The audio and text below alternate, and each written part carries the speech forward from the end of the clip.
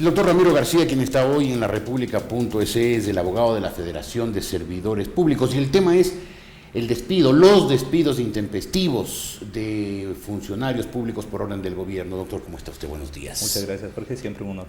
Gracias. ¿Cómo está el tema en la Corte Constitucional? Porque entiendo que usted demandó la inconstitucionalidad de los despidos. Sí, demandamos la inconstitucionalidad del artículo 8 del decreto 813, que justamente posibilita este mecanismo que el gobierno ha denominado, yo creo que con un dejo de humor, renuncia obligatoria. Sí, un dejo de humor, porque eso es, porque eso es sarcástico. Es un atentado contra la lógica primero, es lo que en lógica se llama una contradictio in adjecto, una contradicción en términos. Si es renuncia no puede ser obligatoria y si es obligatoria no es renuncia. Usted lo ha dicho muy bien, es un despido intempestivo. Y esto lo ha dicho el propio Alexis Mera, ojo, porque tuvimos la audiencia el día miércoles pasado y el asesor jurídico de la presidencia acudió personalmente y lo dijo tal cual. Esto sí, porque se dio cuenta que hablar de una renuncia obligatoria era indefendible. Resulta estúpido decir que un acto jurídico que es una expresión de la libertad, de la voluntad libre, como la renuncia o como el matrimonio, es más o menos como hablar de matrimonio obligatorio.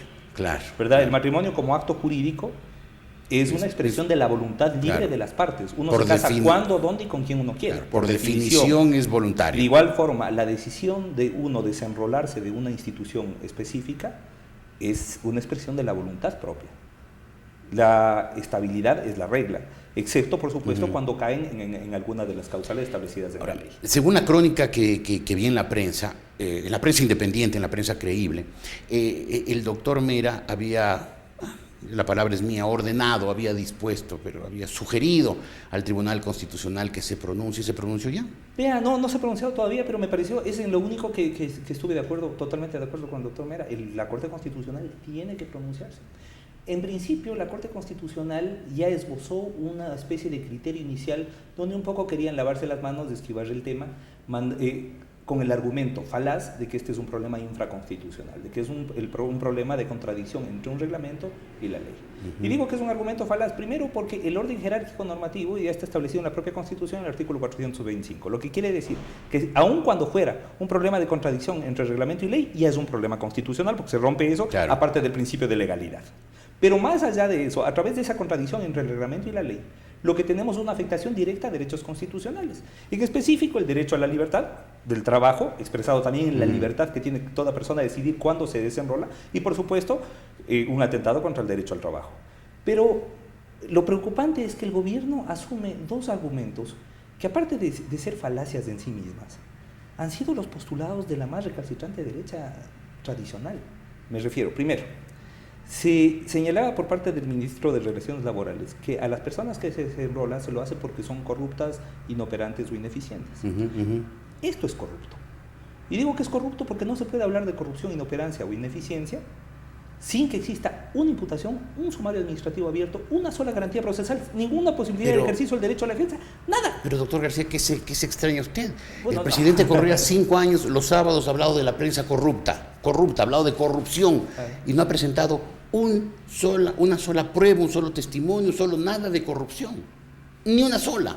5 años. Pero bueno, al parecer... Y mucha gente ya se ha tragado a todo esto, la eso se está volviendo una impronta, se está volviendo casi un estilo de gobierno, porque el ministro de Relaciones Laborales justamente hablaba de corrupción y la pregunta es, bueno, si son corruptos, yo me niego a que se les pague indemnizaciones, porque nosotros no estamos defendiendo funcionarios corruptos. Claro. Si son corruptos, inoperantes o ineficientes, aplíquese la ley, inícienles un sumario administrativo, destituyanlos y mándenlos sin ninguna indemnización, porque un funcionario corrupto no hay como darle indemnización. ¿Usted defiende a funcionarios despedidos sin que haya ningún tema de corrupción de por medio? Nosotros defendemos, más allá de eso, nosotros defendemos la institucionalidad y la parte constitucional, es decir, nosotros lo que hemos dicho es, este mecanismo es inconstitucional. Este mecanismo creado por el artículo 8 del decreto 813 es inconstitucional. Y por supuesto es ilegítimo en la forma en que se lo está aplicando. ¿Y qué pide? Porque a usted se le dice, don Jorge, usted ha renunciado. Tome, yo no he renunciado. Claro. Pero ¿cómo es que he renunciado? No, es que usted está obligado a renunciar y está obligado a tomar esta indemnización. Claro. Entonces, claro, ese es un argumento falaz. El otro argumento falaz es el de asimilar el despido intempestivo que existe en el sector privado, que funciona en un ámbito totalmente diferente, con una supuesta potestad de despido intempestivo público. Primero, y digo que son argumentos muy reaccionarios, ¿por qué? Porque eso implica, primero, no considerar al trabajo como un derecho, como está establecido en el 33 de la Constitución, sino como una mercancía susceptible de ser comprada. Y por otro lado, asumir al despido como una prerrogativa, casi como un derecho del empleador. Y eso no es así. El despido es una actuación ilegal del empleador, incluso en lo privado, frente a la cual es necesaria la intervención estatal y por la cual el empleador tiene que pagarle al trabajador una indemnización. Eso es lo que, Uno indemniza. Claro, eso es lo que pide usted como abogado, que indemnicen como No, despido intempestivo todo lo a sus contrario. defendidos. No, todo lo contrario. Yo lo que digo es que no se aplique este mecanismo de desenrolamiento, Ajá. sino que se aplique la ley.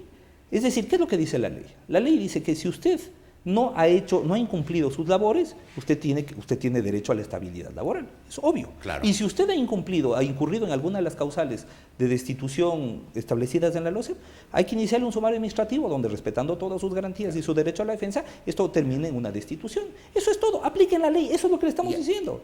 Y la aplicación de la ley significaría ¿qué para sus defendidos? La aplicación de la ley significaría, en este caso, primero que ya no continúen dándose, porque, ojo, para el próximo año hay como más de 140 millones de dólares establecidos en el presupuesto para este rubro, para el rubro de desenrolamiento. Para despidos. Para despidos, para renuncias voluntarias. Renuncias obligatorias. Obligatorias. Claro, renuncias obligatorias en el sector público, exactamente. 140 millones de más dólares. de 140 millones de dólares de nuestra plata. Es increíble cómo le sobra la plata al gobierno. Pero por es los impresionante, altos precios del con petróleo. adicional, que no me vayan a decir que se está racionalizando el sector público, porque no es que sale uno y se suprime la partida y estamos reduciendo el gasto público, mentira.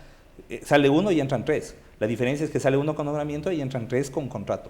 Y con contrato usted sabe que está usted supeditado cada día a que su contrato se mantenga o se rescinda. Por lo tanto, lo que se está es generando lealtades a partir de este mecanismo.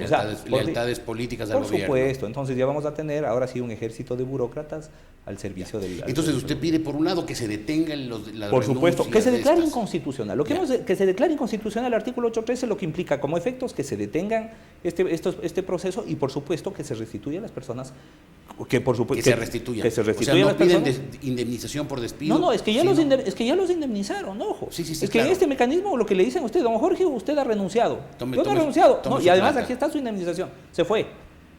No, por supuesto. Si yo quiero volver, si la estabilidad del trabajo es mi derecho, si yo tengo que devolver la indemnización que he recibido en este caso, que devolver la indemnización por supuesto, y volver a su puesto de trabajo. Puesto de trabajo al cual ha accedido con concurso, porque usted sabe que ahora, esto es un tema. Lo que pasa es que hay muchas cosas que no se dice y hay muchas mentiras que repetidas 1000 veces se tratan de hacer oficial verdad. Es tan abrumadora que un poco nos han vendido la idea de que el país se fundó en el 2008 con el advenimiento, o en el 2007, con Correa, 2007. Y el 2008 con la nueva Constitución. Como que antes no existía país y como que no teníamos una Constitución. Realmente la Constitución que establece un punto de ruptura es la del 98, la de Sangolquí. Esta es la que establece, por ejemplo, amparos constitucionales del Tribunal Constitucional como órgano extrapoder, etcétera, etcétera. Una cantidad de cosas que ahora se le está rogando el entorno constitucional del gobierno, ¿verdad? Y ya en la del 98 se establecía el servicio público como una carrera a la que solamente se podía acceder a través de concurso de méritos y oposición. Desde el año 98, claro. Por lo tanto, no es que entonces muchos de los funcionarios que han sido desenrolados ingresaron bajo este mecanismo. Y si es que han incurrido en alguna causal de destitución, de separación, por favor, que se les inicie los sumarios administrativos. Doctor, eso es lo que estamos pidiendo nosotros. ¿Por qué usted y yo tenemos que pagar impuestos para que se indemnice a funcionarios que supuestamente han incurrido en faltas? El Tribunal Constitucional, cuyos integrantes ya sabemos cuáles son sus lealtades y sus dependencias políticas, ¿cree usted que tendrá la independencia, tendrá la capacidad como para dar la razón en su demanda? Nosotros no podemos, o sea, como hombres de derecho, no podemos hacer otra cosa que confiar en nuestros tribunales, en nuestras cortes, en nuestros jueces, con todos los problemas que evidentemente han tenido, pero confiamos en que, yo creo que hay un punto en que uno como jurista, como juez, tiene que pensar más allá de las lealtades, sí en la Constitución, en el derecho, pero también pensar en el buen nombre de uno, ¿no? Porque yo creo que uno como juez cada día está hablando un poco de lo que es uno a través de sus fallos. Un fallo de la Corte Constitucional declarando constitucional esto sería un hazme reír internacional. O sea, ¿usted cree que cada uno de sus jueces estarían marcados de por vida como hombres o sea, sería un ridículo completo, porque de hecho este es un tema que ya se ha sometido al debate internacionalmente. Es un tema sobre el que hay expectativa, inclusive desde la academia en lo internacional. ¿Usted cree que los jueces de la Corte Constitucional, en defensa de su buen nombre, yo espero, a lo mejor se libran de sus lazos, eso espero, de sus presuntos yo lazos espero que en este caso y en todos, porque ojo, más allá de en este caso, por la trascendencia, por la importancia, por la mediatización, se ha sometido a un debate nacional e internacional. Pero yo creo que eso debería ser en todos los casos. Pues. Claro. Imagínense, si es que la Corte Constitucional, en un Estado constitucional de derecho, donde existe un principio de supremacía constitucional, donde se le ha entregado a la Corte Constitucional las funciones políticas más altas. Porque, ojo, antes, por ejemplo, la unificación jurisprudencial se producía a través de la Corte Suprema de Justicia con el recurso de casación. Ahora la Corte Nacional sigue resolviendo casación, pero está sometida al control constitucional a través de la acción extraordinaria de protección. Es decir, la función política de unificación jurisprudencial, de darnos las pautas de derechos sobre las cuales tenemos que vivir, está en manos de la Corte Constitucional a través de la acción extraordinaria de protección. Ahora, si la Corte Constitucional no asume su rol, se habrá roto el último dique de protección de los derechos fundamentales. Cuando, sin pensar como este gobierno aparentemente piensa que hay que sacar a gente para meter gente leal y poder consolidar su estructura política, pero cuando se quiera racionalizar un Estado que está obeso, que ha sido inflado en los últimos años, que está lleno de empleados públicos, que hay más empleados públicos de los que se necesita y de los que se puede racionalmente financiar. Suprima las partidas de las indemnizaciones correspondientes y reduzca el tamaño del Estado y está perfecto. Supresión de partidas. Pero por supuesto. Porque es que racionalizar el Estado no significa sacar a Jorge para meter a Ramiro, pues. Claro. O peor, sacar a Jorge para meter a Ramiro, Carlos, José y Manuel. Eso que es lo que está haciendo este gobierno. No, eso no es racionalizar, todo lo contrario. Esto es hacerle más, a inflar más todavía. Es decir, al final de me parece tan contraproducente, inclusive en lo conceptual, que al final de este procedimiento vamos a acabar con más funcionarios públicos que al inicio. Es decir, desenrolamos gente, nos gastamos 140 el próximo año, este año no sé cuántos se han gastado, calculo que como 40 o 50. Es decir, nos hemos gastado 200 millones desenrolando funcionarios públicos y terminamos con un sector público más gordo todavía. Más gordo, más costoso. Más costoso y por definición más ineficiente en ese sentido, pero por supuesto. Doctor García, muchas gracias por haber estado hoy aquí en la República. Gracias a usted y siempre un honor. Muchas gracias.